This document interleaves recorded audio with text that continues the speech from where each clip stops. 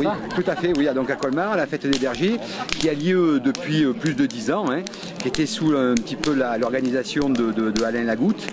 Et nous avons repris donc le flambeau et le bébé avec l'Office du tourisme. Et donc c'est chaque année, le premier week-end d'octobre. Voilà, et cette soirée, donc là ce soir, est avec des musiciens donc Provençaux, Escapado, et ainsi que des conteurs. Donc chaque année, nous renouvelons un petit peu aussi bien les musiciens que les conteurs.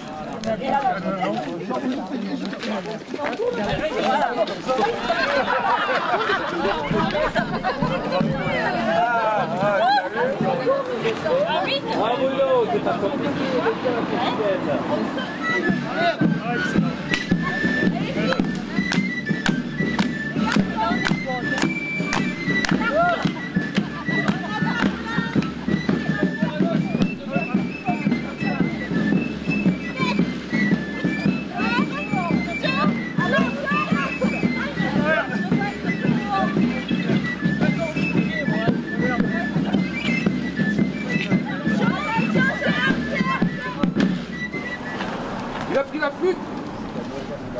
Il a regardé longtemps. Bon, ça c'est pas une flûte, je suis désolé, mais c'est des histoires, c'est une flûte. Il a pris la flûte, ça c'est pas une flûte. On l'avait pas vu, on l'avait pas vu. Il a pris en tout cas, il a pris sa flûte. On l'avait pas vu. Et il a commencé à jouer.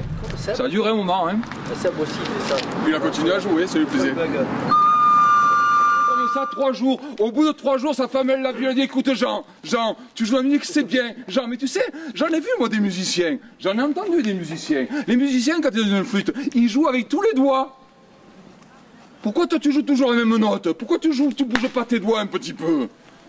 Et Jean a dit moi aussi je les ai vus les musiciens. Mais les musiciens, tu sais pourquoi ils bougent leurs doigts? Ils bougent leurs doigts parce qu'ils cherchent la note. Moi je l'ai trouvé, c'est pas la peine de chercher. C'est pas faux. Donc il y a la soupe des bergers bien évidemment, qui sera suivie d'une tome du col des champs aussi. On essaie de rester vraiment avec des produits locaux. Voilà, produits locaux. Oui. Et après il y a de l'animation et...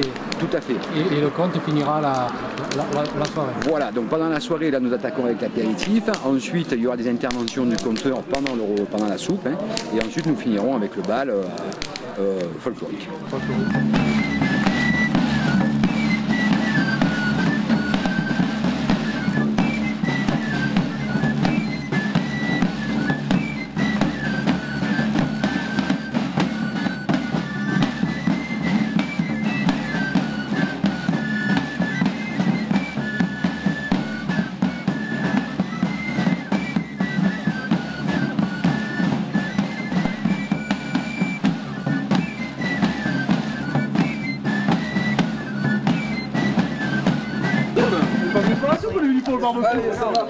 Cette histoire-là, elle vient de l'autre côté des montagnes.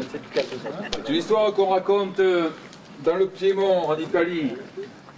C'est l'histoire d'un vieil homme, c'est l'histoire d'un paysan. Ce paysan, il est vieux, il a autant de rides sur son front qu'il avait de sillons dans son champ. Ce gars-là, ce jour-là, il a besoin d'un âne. Son âne est vieux, il lui faut un âne plus jeune et il se lève pour aller à la foire, pour aller à Biel acheter un âne.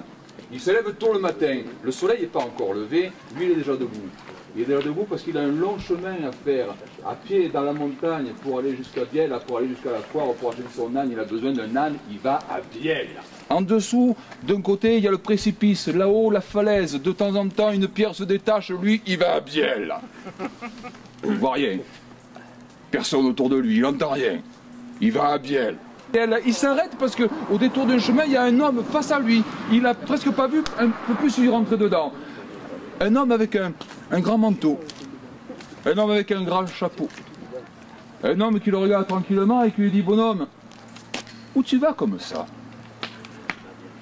Et le paysan, il dit « Moi, je vais à Biel. » Et l'homme lui dit « Tu vas à Biel si Dieu le veut. » Et le paysan il dit je vais à Biel là si Dieu le veut. Ouais.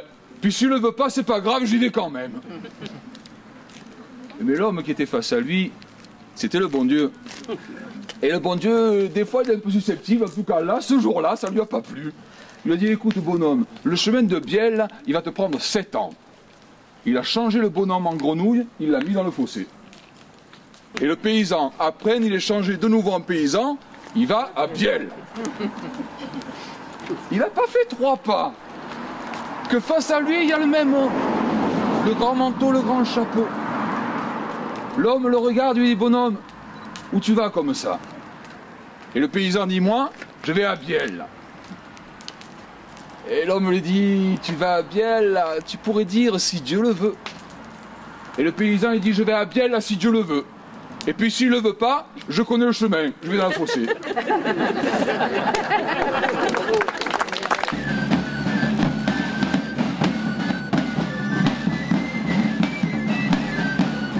C'était le moment où on se retrouvait ensemble, on se racontait ces histoires-là, des histoires de fées comme les autres, c'était pour les adultes. Voilà. Attention. Il était une fois une fille de roi. C'était une princesse. Merci. Cette princesse, je vous l'ai dit, c'est un conte classique, elle était comme toutes les princesses dans les histoires, ça veut dire qu'elle était belle. Ça suffit pas. Elle était aussi intelligente. Ça suffit pas. Elle était aussi riche. Pas de bêtises derrière. Amoureuse. Son papa il était riche, des sous, elle en avait, il n'y avait pas de souci.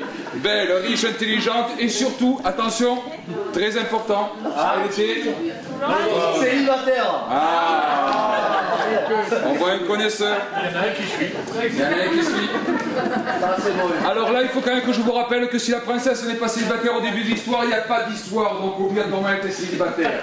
Belle, riche, intelligente, célibataire et malade. C'est pas vraiment qu'elle était malade. C'est pas vraiment qu'elle était malade, c'est qu'elle ne riait jamais.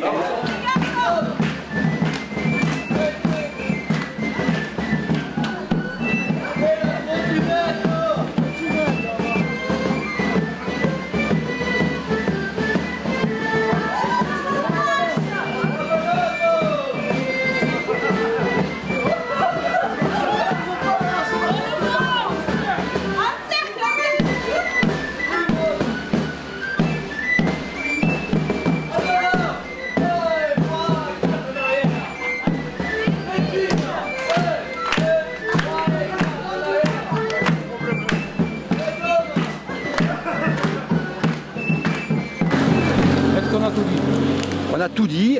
Je voudrais remercier aussi mes agents aussi qui sont à l'Office du tourisme, Audrey et Claude, qui ont bien évidemment organisé et finalisé donc tout ce projet-là et qui finalisent aussi toutes les autres manifestations de Colmar.